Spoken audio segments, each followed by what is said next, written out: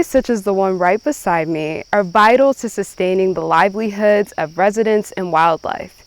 Yet over half of all U.S. rivers, streams, and lakes are too polluted for swimming, fishing, and drinking, according to the Environmental Integrity Project. I sat down with Patuxent Riverkeeper Fred Tutman to learn more about his advocacy work to improve the water quality of the Patuxent River. Here's more of our conversation. I never heard of Riverkeepers, and I had worked in television and radio. I come from a family of people who work in the media, and I worked in my own company for 25 years, and I felt a tug towards community action, towards civil rights. Fred Tutman has served in the role of the Patuxent Riverkeeper for almost 20 years. He is one of over 300 riverkeepers in the country that advocate for rivers, working to limit the number of pollutants that potentially can harm not only wildlife but residents as well. What is the grade currently for the Patuxent River? And that's the tragedy. The water quality got better during the Hughes administration. When Hughes was gone, the next governor didn't care about any of those promises, and this river's gone downhill ever since. It got really, really better during the term of that one administration.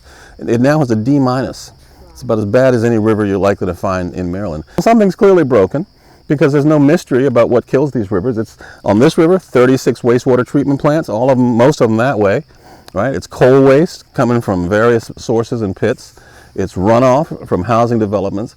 You stop putting stuff in this river and it gets better quick. Fred particularly focuses on efforts to clean up the Patuxent River. He also believes in empowering the predominantly African American community of Prince George's County to also take action, as he currently is the only African American riverkeeper in the country. The pattern of how the environmental movement evolved in America is that it's contingent upon wealth, and wealth follows ethnicity in our society. You're not going to find a lot of money to protect your waterway in black communities, at least not a comparable amount. So I think that's the struggle that we as black riverkeepers, as black advocates, as black environmentalists face, is the space is claimed. Fred hopes to inspire younger generations to follow in his footsteps of protecting the Patuxent River by partnering with youth organizations and hosting a summer camp where young children are mentored by leaders who formerly worked in the Special Forces, teaching participants outdoor survival skills.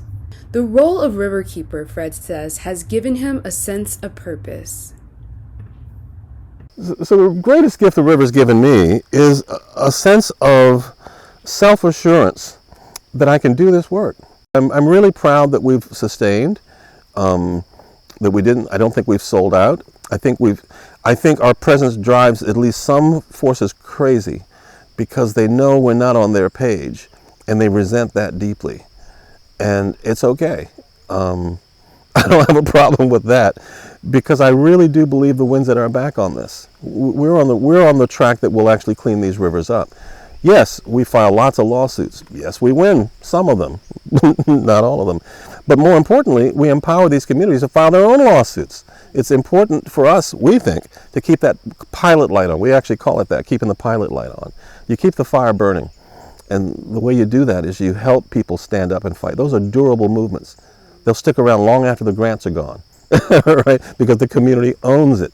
Like I said, communities that fight for water quality or environmental quality, they get better environmental quality every single time.